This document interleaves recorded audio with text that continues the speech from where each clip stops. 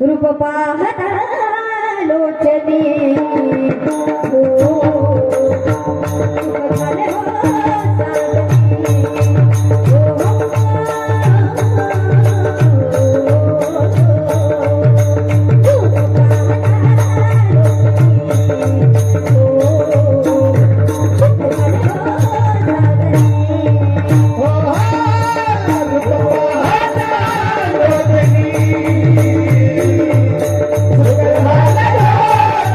Oh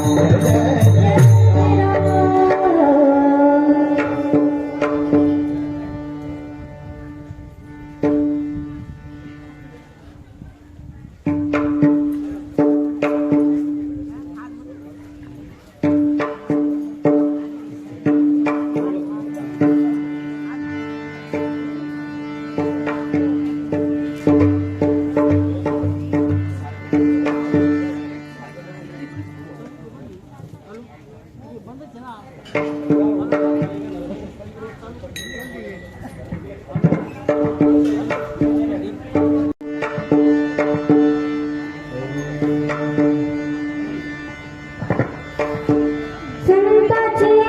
पायी हा माझा विश्वास संताचे पायी हा माझा विश्वास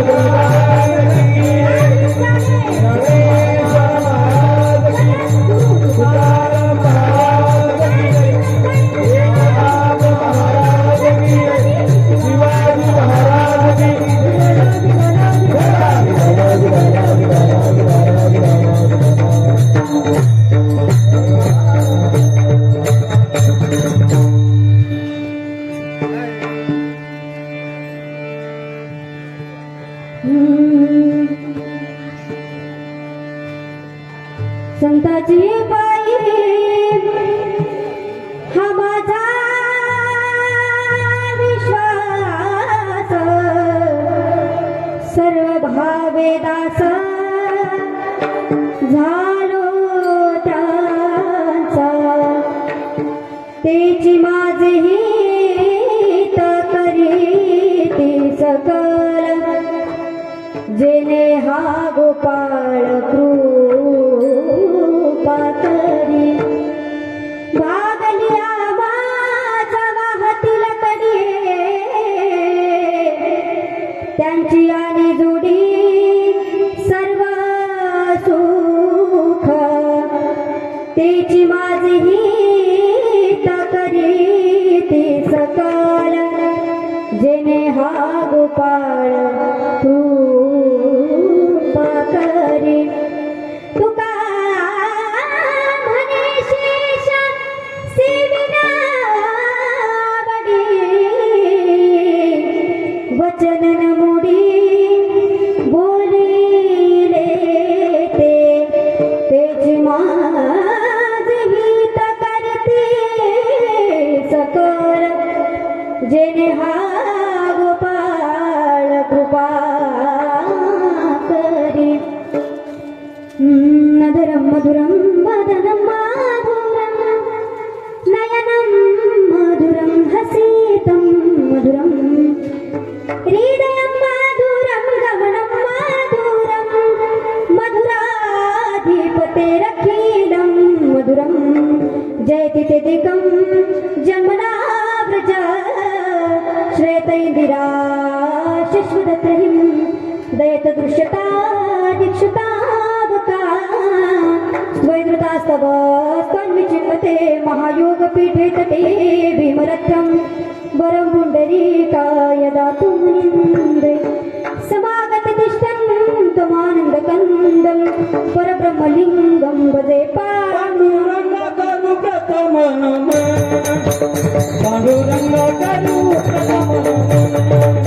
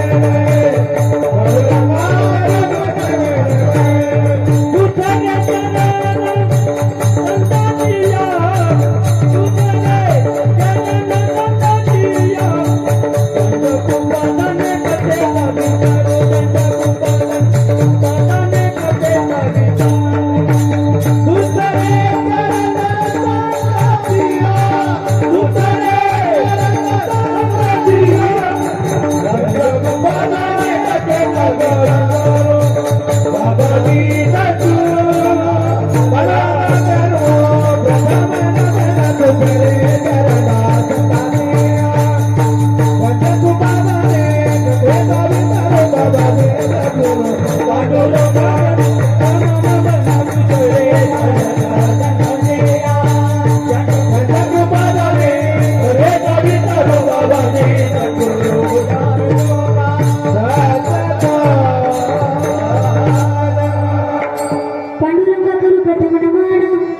दुसरे चरण संतांची या त्यांच्या कृपादानी कथेचा विस्तारू बाबाजी सद्गुरुदास तुका सारे तीर्थ धाम आपके चरणों में सारे तीर्थ धाम आपके चरणों में हे गुरुदेव प्रणाम आपके चरणों में गुरु मेरी पूजा गुरु गोविंद गुरु मेरा गुरु भगवंत गुरुर ब्रह्मा गुरुर विष्णु गुरुर देव महेश्वरा गुरुर साक्षात परब्रह्मा तस्मै श्री गुरुवे नमः कलावर्ण ज्योधरार्थावतारं कलांकांक तेजोदिका मोदिवक्त्रं फलानीशबादापनोदाहलक्षं समाधिस्थमूर्तिं भजे ओम नमो नारायणाय ओम नमो नारायणाय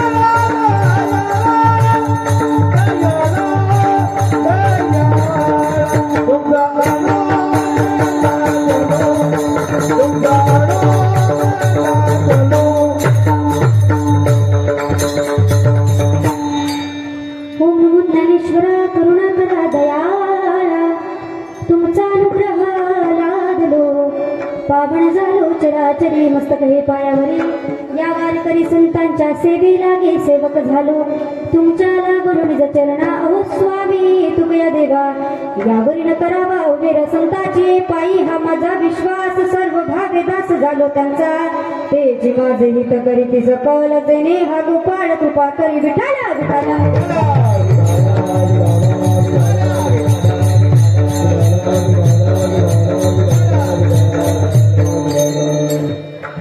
प्रस्तुत प्राप्त प्रसंगी प्राप्त स्थळी प्राप्त वेळी कीर्तन रूपी सेवेकरिता निवडलेला अभंग जन्माला आलेल्या जड जीवाचा उद्धार करण्यासाठी व आपला ध्येय अखंड जिजवणारे महान भगवत भक्त गाथा रूपी पंचमवेद निर्माते सदैव वैकुंठ गमन करणारे की ज्या महान संतांच्या संत साहित्याचा जर आपण विचार करायचा झाला तर ऐका सूर्याची प्रखरता चंद्राची शीतलता अग्नीची दिव्यता वेदमंत्राची पवित्रता गंगेची सुचिता आणि आईची वात्सल्यता अशी उपमा ज्यांच्या वाणीला प्राप्त झालेली आहे असे असणारे देव मान्य संत संत मान्य संत जगत मान्य संत नुव्हे नुव्हे हे हिंदवी स्वराज्य त्यांनी निर्माण केलं असे असणारे छत्रपती शिवाजी महाराज यांचे धर्मगुरु जगद्गुरु श्री तुकोबाराया यांचा उभ्या 4 चरणाचा उत्कृष्ट असा तुम्हा माय बापांच्या परिचयाचा संतपर प्रकरणातील व विश्वास या शब्दाचा चिंतन करणारा अभंग आज आपण कीर्तन रूपी सेवेकरिता निवडला आहे विठ्ठल विठ्ठल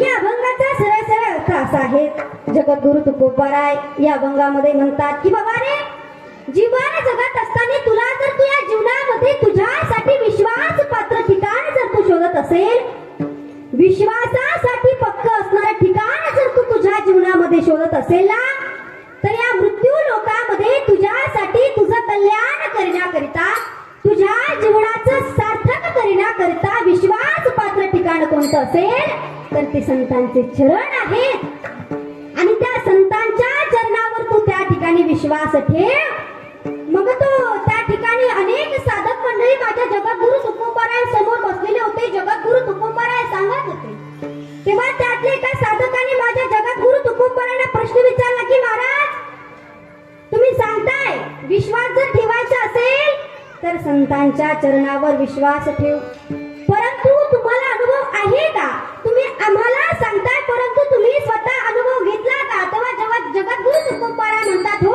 अनुभव आले अंगा ते या जगात येत असे मी स्वतः संतांच्या चरणावर विश्वास ठेवला फक्त विश्वासच ठेवला नाही तर सर्व भावे दास झालो त्यांचा सर्व भावाने त्या ठिकाणी मी काय झालो संतांचं दास झालो महाराज जगद्गुरु तुकोबाराय काय म्हणतात फक्त विश्वास ठेवला नाही तर मी माझ्या जीवनामध्ये संतांचं सर्व भावाने दास झालो जगद्गुरु तुकोबारायने सर्व भाव हा शब्द वापरला जगद्गुरु तुकोबाराय म्हणाले नाही मी फक्त त्यांचं भावाने दास झालो सर्व भावे दास झालो त्यांचा याचा अर्थ काय ऐका शास्त्रामध्ये 5 प्रकारचे भाव त्या ठिकाणी सांगितलेले आहेत शांत भाव कांत भाव दास्य भाव सख्य भाव प्रेम भाव 5 प्रकारचे भाव सांगितले आणि जगद्गुरु तुकोबाराय म्हणतात या 5ही प्रकारच्या भावाने मी संतांचं काय झालो दास झालो फक्त एका भावाने नाही सर्व भावे दास झालो त्यांचा आता सगळ्यात मोठा प्रश्न हा आहे जगद्गुरु तुकोबाराय भावानेच का दास झाले दुसरा काही मार्ग नव्हता का दुसरा काही पर्याय नव्हता का तर ऐका माय बाप विश्वाच्या मालकाची जर आपल्याला प्राप्ती करायची असेल नव्हे संतांनी त्यांच्या जीवनामध्ये आपल्याला आपलंसं करावं असं जर आपल्याला वाटत असेल तर जेवढं नामचिंतन महत्वाचं आहे जेवढा विश्वास महत्वाचा आहे जेवढी श्रद्धा महत्वाची आहे तेवढाच भाव महत्वाचा आहे काय महत्वाचा आहे भाव महत्वाचा आहे भाव बळे आकडे नाही म्हणतात याच्यातलं काहीच ना माझं बोलणं कळतंय ना तुमच्या मनक्यात ते घ्या ते नाही तुम्ही नाही म्हणा ना हा म्हणा ना ते मागच्या वाडील ती थाल ते काही राग आहे का हा महादेवाच्या मंदिरावर कीर्तनाला आलते तेव्हाचा महाराज काय म्हणतात त्या ठिकाणी भावाला दास झालो बघा भाव फार महत्वाचा आहे करण्याकरिता संतांची प्राप्ती करण्या भाव अत्याधिक जास्त महत्वाचा आहे. ऐका, संत जनाबाई वर्णन करतात हा भाव किती महत्वाचा आहे. या भावाच्या बळावर तो विश्वाचा मालक वैकुंठामध्ये राहत असलेला तो भगवान परमात्मा या मृत्यू लोकामध्ये आला. कशाच्या बळावर? भावाच्या बळावर. मी सांगत नाही, संत त्या ठिकाणी जनाबाई वर्णन करतात. देवा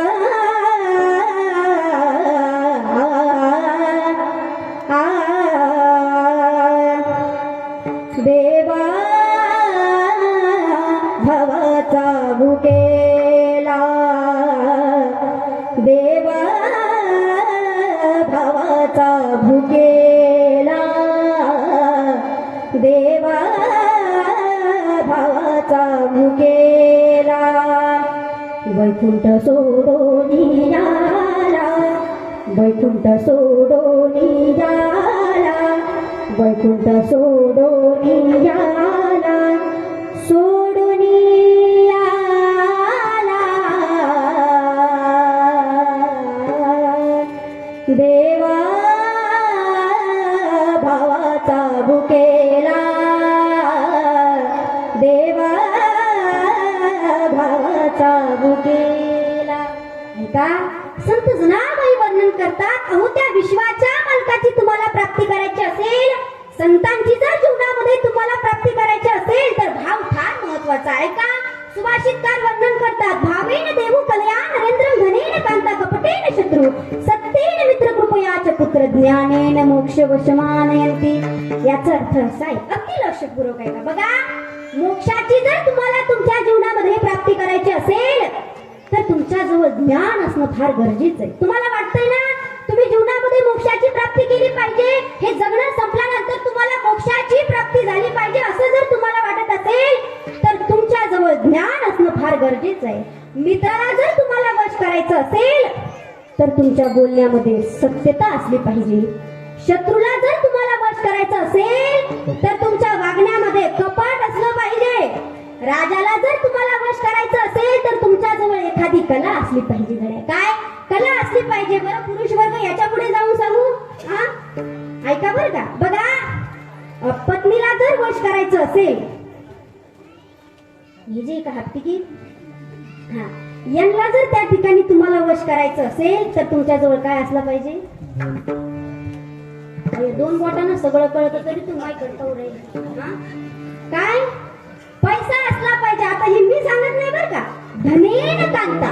काय पत्नीला जर वश करायचं असेल, या कांताला जर वश करायचं असेल तर तुमच्या जवळ पैसा असला पाहिजे. पण ऐका, विश्वाच्या मालकाची जर तुम्हाला प्राप्ती करायची असेल, संतांची जर जीवनामध्ये तुम्हाला प्राप्ती करायची असेल, संतांनी तुमच्यावर कृपा करावी असं जर तुम्हाला वाटत असेल तर तुमच्या जवळ काय असला पाहिजे?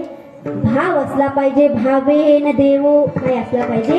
भाव असला पाहिजे. भावाशिवाय विश्वाच्या मालकाची प्राप्ती होऊच शकणार नाही. महिला म्हणणार, तुम्ही मला किती म्हणाला ताई, मी अशी मोठ्या पाठ जिजूट होती. काय कळत मग? ऐका बरं, ताई मी अशा मोठ्या पाठ जिजूट होती, आंघोळ वगैरे करती आणि अख्ख्या गल्लीतली फुलं गोळा करती. ह्या झाडाची फुलं तोड, त्या झाडाची फुलं तोड, आणि अशी टोकरी भरून फुलं गोळा करती. ताई असं गप सांगत नाही, मी एकटीच सकाळी महादेवाच्या मंदिरात राहते. काय अशी एकटीच महादेवाच्या मंदिरात राहते आणि मीच एकटी अशी एवढे मोठे फुलं त्या भगवंताला वाहते. काय एवढे फुलं मी रोज महादेवाला वाहते. माय तू अख्ख्या गल्लीचे काय अख्ख्या गावाची जरी फुलं गोळा करून त्या भगवंताला वाहिले, परंतु फुलं वाहत असताना जर तुझा भावच जर त्या भगवंतावर नसेल तर त्या फुलं वाहण्याला काहीच अर्थ नाही. काहीच अर्थ नाही. याच्या पुढे जाऊन सांगू, भगवान परमात्मा म्हणत नाही तुम्ही मला फुलंच वाहवं. भगवान परमात्मा स्पष्टपणे उत्तर देतात, पत्रम पुष्पम फलम तोयम यमद्भक्त प्रेष्यति तदं भक्ती पुरुषमश्नामी प्रेतात्मनः. भगवान परमात्मा वर्णन करतात, तुम्ही मला भावयुक्त अंतःकरणाने एखाद्या झाडाचं पान जरी वाहिलं, काय फूल नाही, पान जरी वाहिलं तरी ते मी स्वीकारेल. पण केव्हा? भावयुक्त अंतःकरणाने जर वाहिलं तर मी स्वीकारेल. पण एवढे मोठे फुलं जरी तुम्ही वाहिली, पण त्याच्यामध्ये जर भावच नसेल तर ते मी स्वीकारणार नाही. गिरिधर लाल तो भाव का भुका, गिरिधर लाल तो भाव का भुका, गिरिधर लाल तो भाव